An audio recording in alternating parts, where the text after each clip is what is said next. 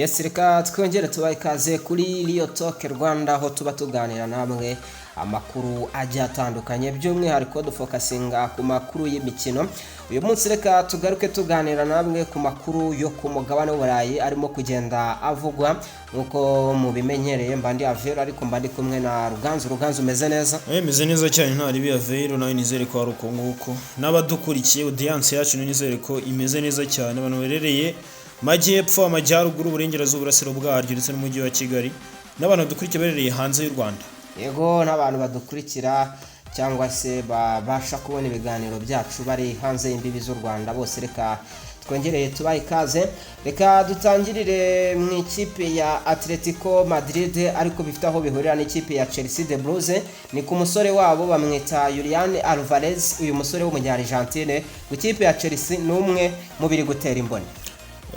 Umusore w'umunya-Argentine navuga ko no kuva muri equipe ya Manchester City abenshi wenda bavuze ko yari amakosa kuri equipe nka Man City kurekura umuntu nka Julian Alvarez, ariko ku muntu nka Julian Alvarez wari backup wa Erling Braut Haaland kandi ari nawe yiyumva nk'umuntu wa hatari. Apaniye kwimva nk'umuntu wa hatari, afite ibyo yari yarabashije kuganya uwitwa Erling Braut Haaland magingo yangaye binagoye ko ashobora kuzageraho. Kurumva niba umuntu yaratwaye champion mbese nta kugeza ku myaka ye nta kintu na kimwe uwitwa Julian Alvarez atarabasha gutwara. Urumva rero gukomeza kuvuga ngo yaba ari aho ngaho kandi nawe ubona ko ari umwe mashobora kuba basunika bakagira aho bagera. Gusohoka nyine yari move nziza kuri we mbikuri Man City ariko badafite icyo bakoraho. Ngira ngo umaze iminsi ubona ko uyu musore ari umwe mu mazi igihe bavuga ko ashobora kuba yanasinyira equipe ya FC Barcelona, ariko ku munsi w'ejo nibwo ikinyamakuru Fishaje cyaje gutangaza ko equipe ya Chelsea yifuza gutanga offer ya miliyoni 150 z'amayero kugira ngo ibashe kuba yatsindira uyu musore. Hanyuma izi miliyoni 150 bakaba bashobora kuzitanga mu mpeshyi y'umwaka utaha, ubwo ni muri summer transfer window. Nubwo uyu musore afite amasezerano ngira ngo azagomba kuzageza mu mwaka wa 2030 kiri mu ikipe ya Atletico de Madrid, gusa ntabwo bikorwa ko nyine equipe ya Chelsea amakuru bitangazamakuru yabiyifisha ndetse n'ibyo mu gihugu cy'Ubwongereza nka Football London nayivuga ko Julian Alvarez anytime ashobora kwisanga yehe muri equipe ya Chelsea, kuko impamvu nk'iyi Football London niyo inarenza ikavuga ngo kubataka basaga icyende equipe ya Chelsea ifite hari abishobora gusacrifier ikabashyira ku isoko hanyuma ikabona uburyo yentegera uyu Julian Alvarez mu by'ukuri kugira ngo nyine babashe kuba babona uburyo bamukoresha. Byanze bikunze rero ntekereza ko kuri equipe nka Chelsea iramutse ibonye uyu musore yaba ari indi boost nziza, kuko umuntu wabashe kubikora muri Man City akabikora igihe uyu musore Erling Braut Haaland ahari, ariko n'igihe adahari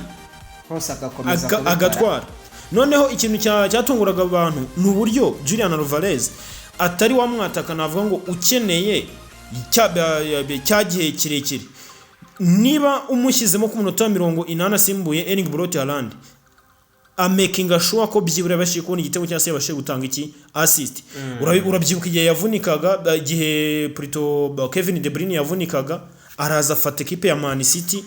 akina nk'umu playmaker kandi atari we mwanya Donatille abasha kuyisunika babasha kugera kure. Nekereza ko rero kuri equipe ya Chelsea ubwo nuko twareba niba kuko muri January transfer window bwo birasa naho bigoranye. Ya muri risoko ryo mu kwezi kwa mbere bisa ngaho bigoye, ariko urabona ko rumwe mu bataka ikipe zikomeye zifuza, kuko ntabwo ari ikipe ya Chelsea yonyine mushaka, hazamo n'ikipe ya FC Barcelona yanamuvuzweho igihe kirekire ko yajya hari akaba yasimbura Robert Lewandowski, ariko nanone hakazamo n'ikipe ya Paris Saint-Germain kugeza kuri ubu ngubu. Urebye Luis Enrique ntabwo yari yagirira icyizere uyu rutazamu w'umunya-Portugal afite Goncalo Ramos. Rero niyo mpamvu yaba Paris Saint-Germain yaba FC Barcelona hakazamo n'ikipe ya Chelsea Blues zose zishaka uyu musore w'ikipe ya Atletico Madrid, ariko icyo mbona n'ubundi ikipe izamutwara ni ikipe izaba yashoye byinshi kuko kugura n'ikipe ya Atletico Madrid ntabwo aba ari ibintu byoroshye. Ubwo reka tuze kureba ikiza gukurikiraho. Reka twihute duce mu gihugu cy'Ubwongereza. Umutoza w'ikipe y'igihugu y'Ubwongereza bamwita Thomas Tuchel cyangwa se Tuko kuri bamwe, bijyana na pronunciation yuko ubyumva. Uyu Thomas Tuchel rero yamaze kuba agira byinshi agarukaho kuri Jude Bellingham, benshi bavuga bati kuba yamusimbuza akava mu kibuga atishimye. Toza avuga ati ngewe buri mukinnyi agomba kubaha ibyo nasetinze, ariko abandi nabo bavuga bati umukinnyi nka Jude Bellingham ni umukinnyi w'umuhanga, ni umukinnyi twese tuzi impano ye, nta mpamvu yo kumutiritika nk'uko watiritinga abandi. Wowe urabitekerezaho iki? Si ibyo Thomas Tuchel yavuze bifite ishingiro, cyangwa Jude Bellingham nawe ntabwo yari agakwiye kwitwara gutya? Mbere na mbere ndabanza mbere ku magambo y'umuntu witwa Ian Wright, ni legend wa equipe ya Arsenal. Nyuma y'umukino nyine urumva bano bapunditse bakomeye ku mugabane w'Uburayi bagenda bagira ama reaction, abenshi bari live muri match cyangwa se bakaza mu biganiro, ariko nabwo bari live. Uyu mugabo rero nyuma y'umukino baje kumaza nyine uko abitekereza nkuko wari bimbajije we. Ikintu yavuze ni kimwe, yavuze ngo media y'Ubwongereza ngo irabizi neza ko igomba gukereya iyi beef hagati ya Tuchel ndetse na Jude Bellingham kugira ngo babashe kubona icyo bavuga kugeza indi international break igarutse cyangwa se n'indi mikino nyirizina igarutse. Ati ese bundi baramutse batavuze kuri Jude Bellingham baba bahugiye kuki muri iyi minsi? Ati media y'Ubwongereza navuga ngo niyo iri gukereya beef idahari. Ati ibyo ngibyo biragaragara ko muri equipe ya Real Madrid barimo nta mbaraga bafite zo kuba bamuvugaho mu buryo bwimbitse, sibyo ngo binjire nyine bitewe n'imbaraga da Los Blancos ifite. Niba badashobora kumuvugiraho muri equipe ya Real Madrid, nta influence bagira kuri Los Blancos, reka noneho ahubwo tube twabomorera hehe mu ikipe y'igihugu y'Ubwongereza dushobora kuba twabona iki uruvugiro twese. Ariko nekerezaho kuri Jude Bellingham harimo ni umukinnyi mukuru, ntago byabura isukari igomba kuzamuka. Ikimugira mukuru ntago ari mukuru mu myaka, ahubwo ni mukuru navuga ngo mu kijyanye gukora muri kariyeri. Ni umukinnyi yabikoze muri equipe ya Borussia Dortmund, araza bikora muri equipe ya Real Madrid. Magingo yangaya ni umwe mu bakinnyi beza equipe y'igihugu y'Ubwongereza navuga ngo ifite, kandi ku mwanya we nekereza ko ugiye gutondeka byibura abakinnyi batanu byagorana ko ubasoza utaravuga izina Jude Bellingham. Mbona rero harimo icyambere uko gukabya kuri Jude Bellingham, kuko urumva niba Thomas Tuchel ntabwo ari ibintu yavuze uyu munsi, kuko yavuze n'ijambo yavuze ngo ntabwo twitaye kuba waving amaboko cyangwa se kubazunguza amaboko yabo kubitewe n'ibyemezo twagize dute twafashe. Ati ikiriho nuko tugomba kureba ngo ese muri equipe twabashije kugira ku byo tugeraho nyine. Urumva nyine niba tuvuga equipe y'igihugu y'Ubwongereza imaze hafi imikino isaga 8-9 itabasha gutsindwa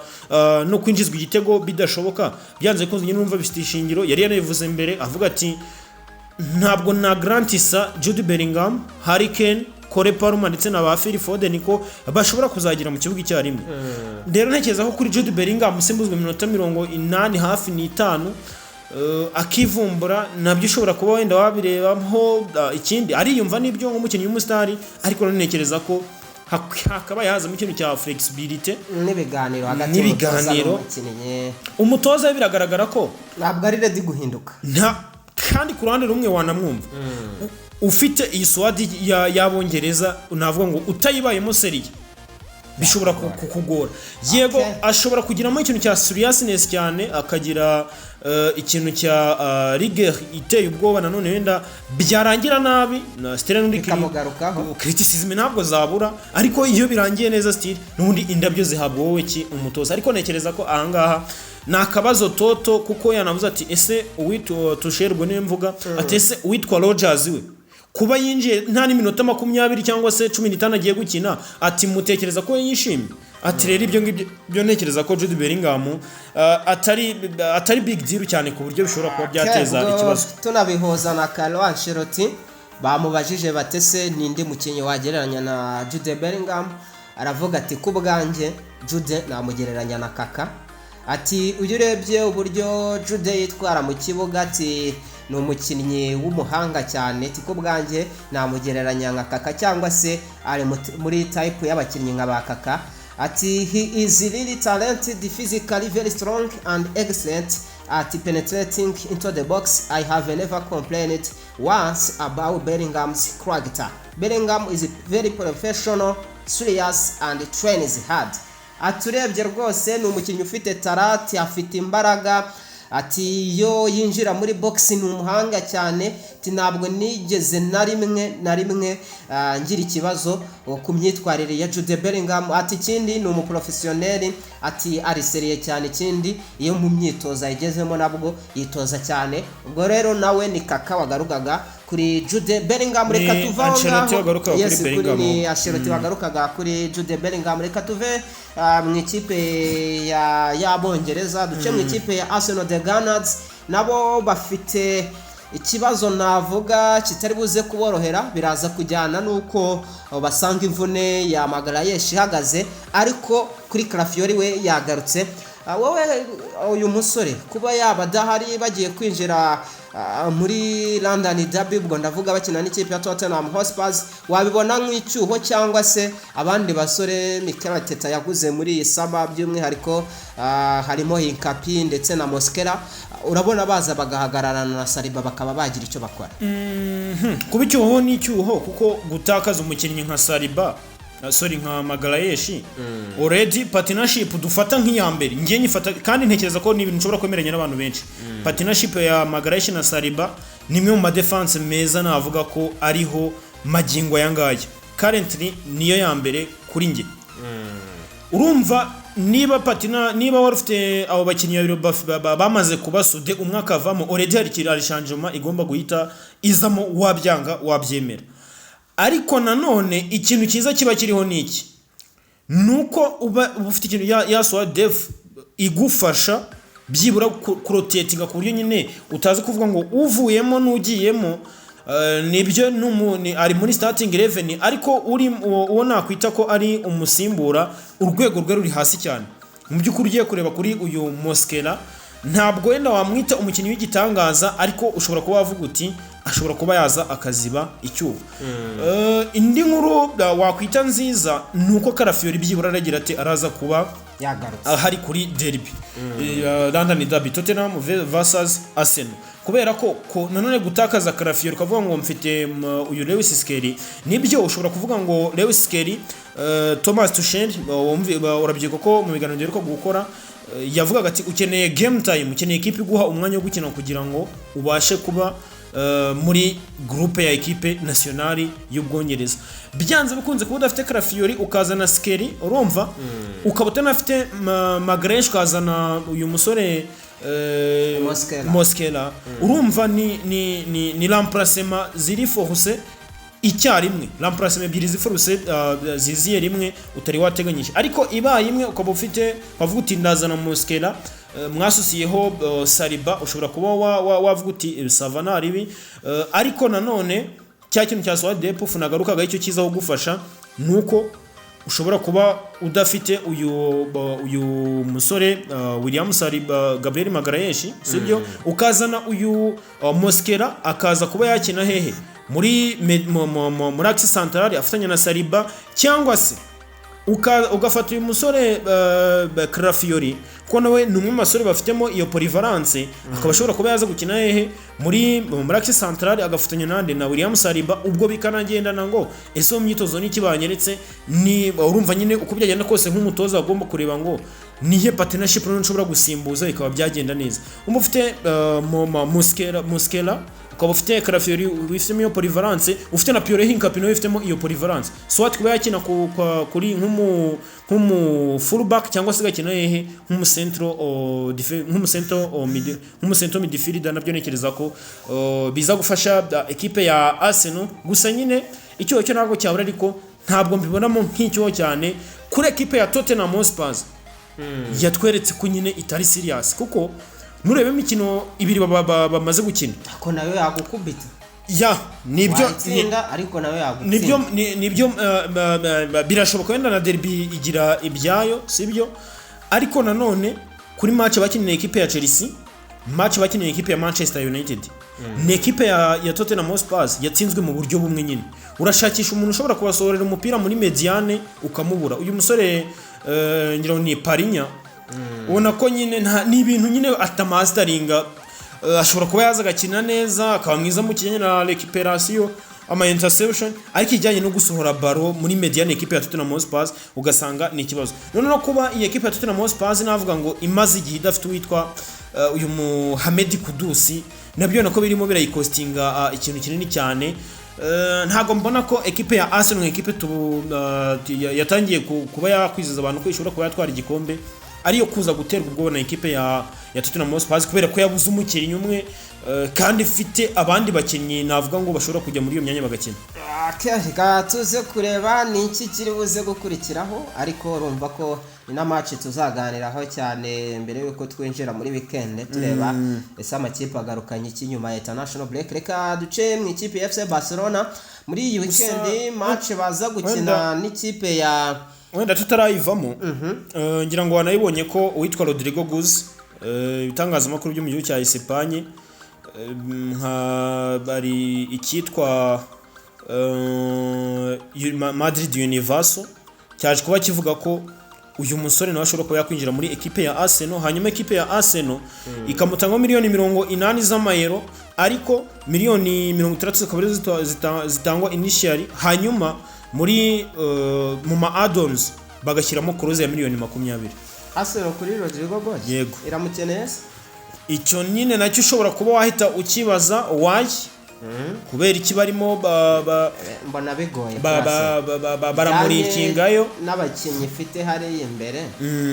mbona bigoye ko Rodrigo Goes ubwo birahita bigaruka kuri cya kindi twibazaga ngo ese ko Tottenham bivuga ko yakomanze ariko umusore akayibwira ko atari tayari kube bigendanye n'iki nyine ni Tottenham Hotspur ni equipe nyine isa naho iri aho ngaho baba bafana Daniel Levy umuntu yararabiraga ko nenda ari gushobora kuba yabaye ikibazo hano handi uvuga ngo nta icyahindutse ni icupa na inzoga yo iracyari yayindi ari nkomoje ku ikipe ya FC Barcelona muri iyi weekend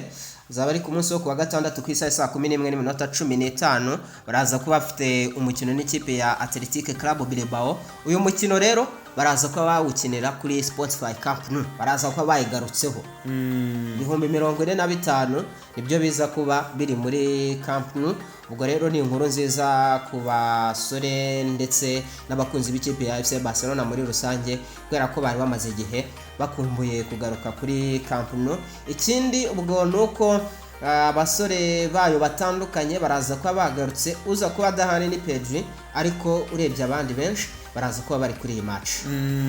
avuga ko ari boost nziza byanze bikunze bagiye muri international break batari dese cyane nka equipe ya Real Madrid kuko kugenda utakaje amanota kuri Real Madrid ntekereza ko ntabwo byagombaga kuri bubagwe neza uko byagenda kose ubwo ko boje no kuri yo Madrid nayo TV raho rimwe uwo bita Dini Huijsen nawe muri weekend araza kuba yagarutse numwe mu basore bari bagize utubazo tw'imvune ariko kuri match baza ko bakina muri weekend Dini Huijsen ibinyamakuru biratangaza ko aza kuba hari ubwo nukureba Ezekiel ndetse na Kamavinga bo biraza kuba bimeze bite ariko Chouameni ntabwo yari kumwe nabo yes Chouameni nawe we nta nubwo yigeze ajya hari ubwo bose ntabwo yaragiye Clairefontaine no kuza kureba niki kiza kuba gihari ubwo ikindi twagarukaho mu bindi biri kugenda bivugwa Manchester United ngo muri uku kwezi kwa mbere ntabwo bari cyari kwa basinyisha umukinnyi hagati mu kibuga twagiye tugaruka ku mazina menshi iyi kipe yagiye yifuza ngo ariko barashaka gutegereza paka mu kwezi kwa gatandatu bakaba basinyisha noneho umukinnyi bo bashaka wa wundi uri targeted kuri bo bibaye ari byo byaba ari byiza hatariho ikintu cya panic buy kubera ko magingo yangaya aho tugereye muri iyi season witwa Casemiro wenda ashobora kuba yaza bigendanye n'imyaka agakina iminota 70-75 myiza ku minota 80 ukamushakisha ukaba wamubura sibyo ariko nanone turabizi neza ko mu kwezi kwa mbere abakinnyi baba bashakishwa ni babakinnyi baza gukora navuga ngo ikinyuranyo gitandukanye n'icy'abandi bashobora kuba bakora nyine aba ari quick fix uvuga ngo uyu mwanya ndawukeneye byanze bikunze suko Manchester United idakeneye umukinnyi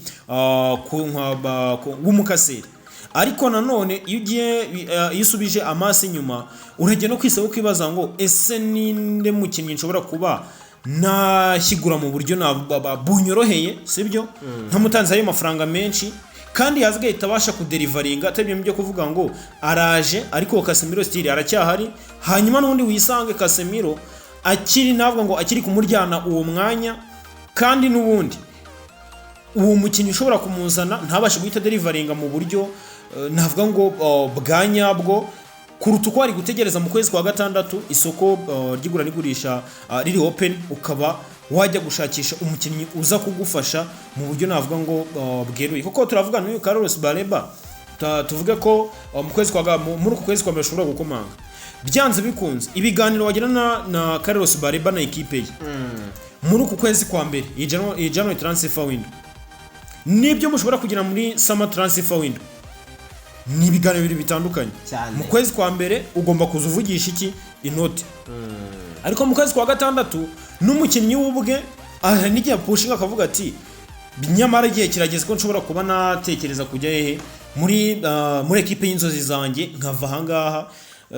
nkagira improvement nkora muri kariyeri yanjye rero ntekereza ko biramutse bibaye mu kwezi kwa mbere bamubonye sava ariko babashije gutegereza mu kwezi kwa gatandatu uko biri kugenda magingo yangaya uko Ruben Amorim navuga ngo mu mikino itanu itambutse ariko yitwaye bigakomereza uko nguko kuko Manchester United nta muntu urayituma iki igikombe Manchester United ikoza gashya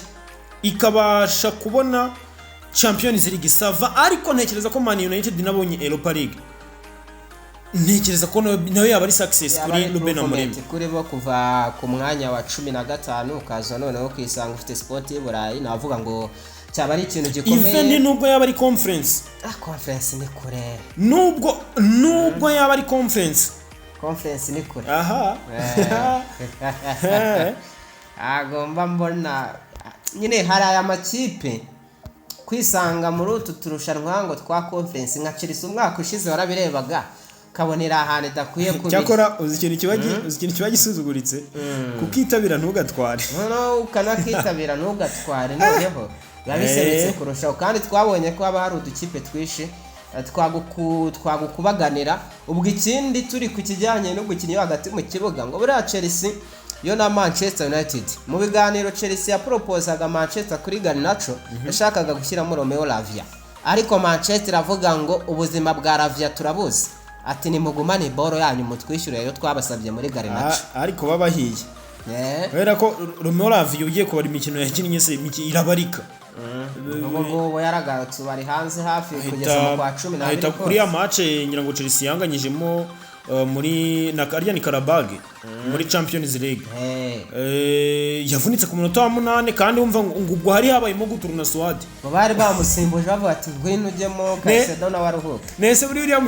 uriya mukino no wabara nko Caicedo atigeze utangira cyane yashara utangira ubwo mu mikino tuzajya tubara ko Caicedo last season yakinnye imikino 38 ya English Premier League utabariyemo andi marushanwa yandi arimo izo Conference League sibyo Coupe du Monde batwaye utabariyemo nyine nandi marushanwa ari loko mu gihugu cy'Ubwongereza ubwo yavuze ngo uriya mukino ariko sha ntabwo nawe reka dusoreze ko tudukuru tubiri ikipe ya Liverpool yongeye guha Ibrahima Konate offre benyamakuru bivuga ko ari offre ya nyuma kugira ngo abe yasinya amasezerano mu ikipe ya Liverpool icyo mbakundira Liverpool nayo ntigitinzamo irakugoragora igiye kukuvaho igenda igiye ni imwe mu ekipe atajya yinginga muri transferi ni imwe mu ekipe atajya yinginga mu kijyanye na contract extension akoze akankubaza akakana ubona Konate kwanga kuguma muri Liverpool agatekereza kujya Madrid cyane ko ari havugwa Konate ni umukinnyi waba ukenewe mu ikipe nka Real Madrid cyangwa hari undi mukinnyi waba kompara tuvuge mwene wabo hakurya Dayot tuvuge umusore wa Palace Mage ufite abo ba defenseur batatu ukareba defense y'ikipe ya Madrid muri abo wacuzingamo nde? Konate na yaza ari uwa gatatu. Murakoze cyane, reka dusoreze muri Real Madrid n'ubundi uwitwa Gonzalo Garcia ni rutahizamu mushya wazamutse twabonye cyane mu gikombe cy'isi cy'amaklebe. Kuri ubu ngubu Real Madrid ngo baratekereza kuba batanga hagati ya miliyoni, donc bari kumushyiraho agaciro kari hagati ya miliyoni 20 Price tag. Yego, price tag ya miliyoni 20 z'amayero cyangwa se 17 hafi gutyo z'ama pound. Hari amakipe menshi amwifuza yaba yo mu Bwongereza by'umwihariko nka Sunderland, Aston Villa na Wolverhampton Wanderers. Wowe ugereranyije ubushobozi wabonye bwa Gonzalo Garcia muri aya makipe atatu ubona ari he yajya gafiting? Arashaka kumugurisha mu buryo muri permanent cyane. Sunderland, Aston Villa, Wolverhampton Wanderers wovuze yikuremo. Sunderland nayo izi nzita form urumva muri ekipe ya Aston Villa gendanye n'abakinyi bagiye bazana umwe musore avuye muri Borussia Dortmund, Daniel Malen, gashyira ba Jadon Sancho, wenda saba kinyi navuga ngo bari baba typical, ariko wenda ushobora kuvuga ngo bose bari kuri iriya front line, ugashyiraho n'uyu musore w'umwongereza Watkins ashobora kuba yajyayo akaba ariho abasha guhatana instead yo kuvuga ngo wajye muri Wolverhampton Wanderers. Agiye muri wavuzi baravuga ngo ndebe ko nayizahura, wenda aracyari muto ashobora kuba yagera agakora ibye bikagenda neza, ariko nyine nk'umukinnyi uvuga ngo ndaguterura uracyari muto nibyo, ariko wagaragaje ko ari bishobora gutanga umuteretse muri ekipe ya Aston Villa, sibyo? Iriya ekipe ihari yabasha kuyanganamo. Muri Sunderland nabwo wakamushyizemo, ariko Sunderland nayo nyine ni ikipe ikiri iri muri form kandi hari igihe nyine kugenda ngo uhite umerera muri ziriya form navuga ngo bihita bigorana, ariko nk'iya Aston Villa ubona ko ibaye sezo ya kabiri, navuga ngo na Aston Villa ifite abakinnyi ushobora kuza bagatsinda ibyo bitego, ariko ari Aston Villa iramuka ishobora kuziga umukinnyi akazatsinda igitego agatanga assist, ariko nyine iramuka muri Aston Villa mbona ko ari ashobora kuba yafitinga cyane bijyanye n'izo ekipe zindi arimo aravugwamo, ariko ntabwo bikwiye ko anageze no muri izo zindi nashobora kuba yagira ate yakwitwara neza, kuko ni umukinnyi mutoya kandi kuri miliyoni 20 z'amayero ala affordable. Urumva bya bintu bihita bifasha ekipe ya Real Madrid se. Uyu musore ni academy graduate, yego, umutanze kuri miliyoni 20 z'amayero, ubwo kubera ko ari academy graduate muri cya kintu cyo kubalance cyo nakwita ibitabo, sibyo? Ahita abarwa nk'uwaguzwe 40. Ekipe ya Real Madrid wenda nuko muri iyi minsi twabonye iri mu bintu bya zero cost, ariko nijya ku isoko uzasanga iri kugira iri gushora amafaranga ube watangira kwibaza ngo byagenze bite. Meme kuna ekipe ya Man City, sibyo? Na Chelsea. Ihundi wenda nka Real Madrid ubona ko bisa bitandukanye cyane, ariko nko kuri Man City na Chelsea ni ekipe zijya ku isoko zigashora amafaranga menshi, ariko academy zazo ziba zaragerageje gutanga umusaruro production mu bakinnyi iba yarabonetse ku buryo nyine amafaranga bakuramo ujya ku balance ugasanga birimo birabara, bagahita bafatana n'abakinnyi bavuga ngo bari initire muri ekipe babatanga, ugasanga ibitabo byawe nta kintu bishobora kuba byagira gute byahungabanya. Ntekereza ko rero ubwo no kureba niba ashobora kuba yasohoka muri rusange. Okay, reka tubyanzure gutyo, ubwo dushimira abantu bose twabanye, tunabasabe gukomeza gukora subscribe kuri Real Talk Rwanda.